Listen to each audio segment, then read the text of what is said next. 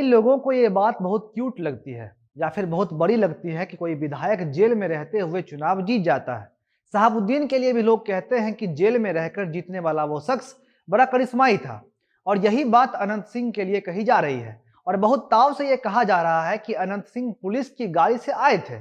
विधानसभा में उन्होंने शपथ पत्र को याद करके शपथ लिया और वापस जाते वक्त वो ये कह गए हैं कि ये सरकार ज्यादा दिन तक नहीं टिकने वाली है। मेरे लिए ये बात गर्व नहीं बल्कि शर्म से भरपूर है। नमस्कार, मेरा नाम मोहन शर्मा है और आप हमारा खास कार्यक्रम सुबह सवेरे देख रहे हैं, जिसमें हम आपको बीते दिन की 5 बड़ी खबर बताते हैं।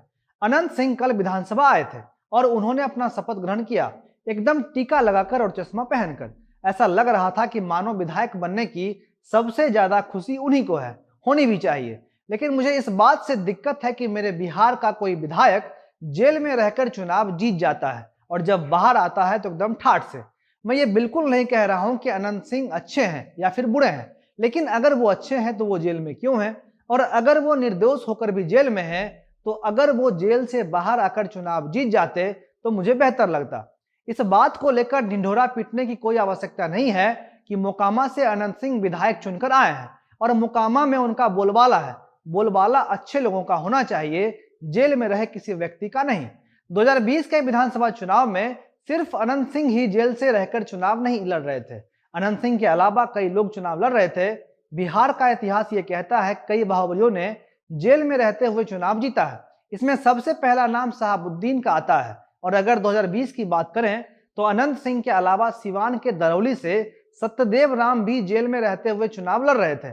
2015 में जब वो नामांकन करने के लिए गए थे तब उनको अरेस्ट कर लिया गया था, लेकिन फिर भी उन्होंने चुनाव लड़ा और बिहार की जनता ने उन्हें जिताया भी।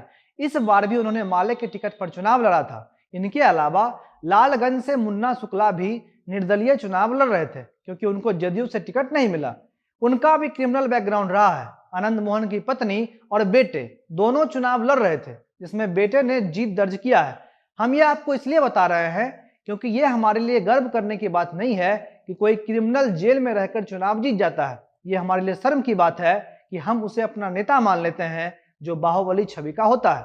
अब दूसरी खबर, बिहार के किसानों के लिए एक बुरी खबर है। बुरी खबर यह है कि सीतामढ़ी जिले का रीगा मिल अब बंद होने की स्थिति में है। बिहार में जहां पहले से ही बड़े बड़े चीनी मिल का नामो निशान मिट चुका है, वहीं ये खबर कहीं ना कहीं गरीब किसानों को परेशान कर सकती है। मिल प्रबंधन ने अपनी बदहाली को लेकर मिल गेट पर अपनी बदहाली का इश्तिहार भी चिपकाया है। कहीं ना कहीं ये इश्तिहार इस बात की ओर इशारा करता है कि इस मिल में भी कभी ताला लटक सकता है। इतना ही नहीं, चीनी मिल अपनी आर्थिक बदहाली का हवाला देकर 600 कामगारों को भी काम से बाहर का रास्ता दिखा चुका है। वहीं दूसरी ओर सीतामढ़ी के रीगा चीनी मिल से जुड़े तकरीबन 50,000 किसान इस इश्तिहार को लेकर परेशान है। वो परेशान इस बात से हैं कि उनकी बेटियों की शादी अब कैसे होगी।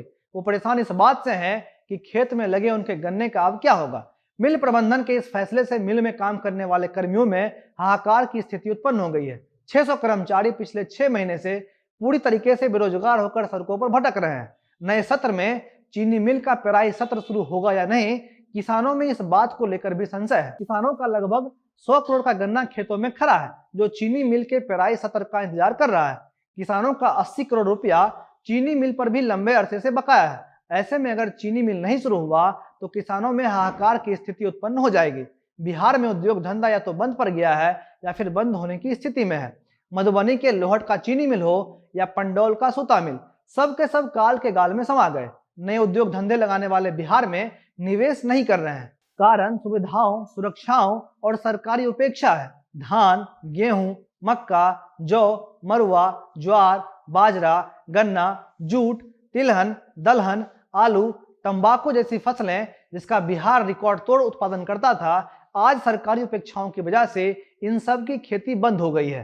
कारण यह है कि उचित मूल्य और बाजार का अभाव है। और इसका दूसरा कारण मजदूरों का पलायन भी है।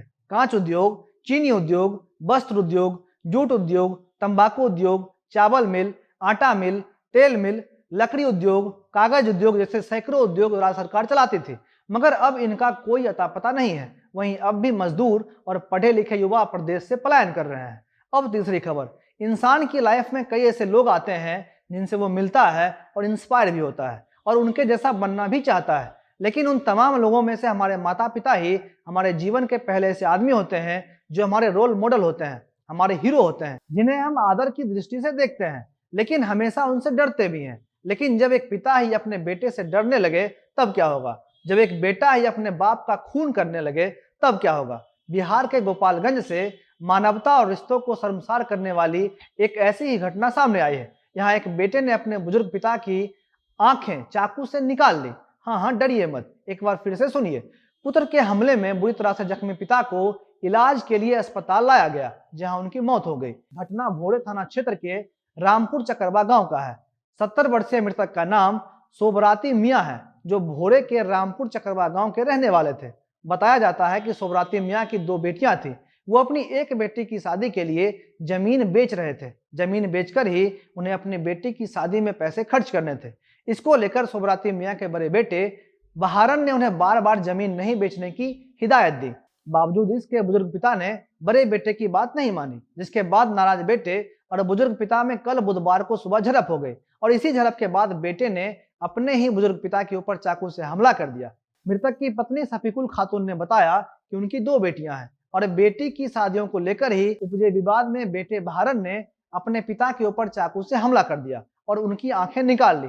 आंखें निकालने से बुजुर्ग की हालत गंभीर हो गई, जिन्हें पड़ोसियों की मदद से भोरे रेफरल अस्पताल में भर्ती कराया गया, जहां से गोरखपुर ले जाने से पहले ही पीड़ित पिता की मौत हो गई। और इस घटना के बाद से ही आरोपी बेटा अब घर छोड़कर फरार है। अब चौथी खबर। पिछले एक दिन से लालू प्रसाद यादव के फोन कॉल को लेकर काफी चर्चा हो रही है, लेकिन हम आपको उस नंबर के बारे में जानकारी देने वाले हैं, जिसे सुशील कुमार मोदी ने भी अपने ट्विटर पर लिखा था और दावा किया था कि लालू प्रसाद यादव ने उनके विधायक को इसी नंबर से कॉल किया था। सुशील मोदी ने जिस नंबर को ट्विटर पर लिखकर दावा किया है कि इसी नंबर से लालू यादव को कॉल आया था, यह नंबर इरफान अंसारी के नाम से रजिस्टर्ड है। आपके मन में सवाल आ रहा होगा कि इरफान अंसारी कौन है, तो जान लीजिए कि इरफान अंसारी को लालू यादव के सेवादार के रूप में रांची जेल प्रबंधन ने रिम्स डायरेक्टर के बंगले में रहने का अनुमति दिया था। इरफान अंसारी केवल लालू यादव का सेवादार ही नहीं, बल्कि झारखंड राजद का महासचिव भी है।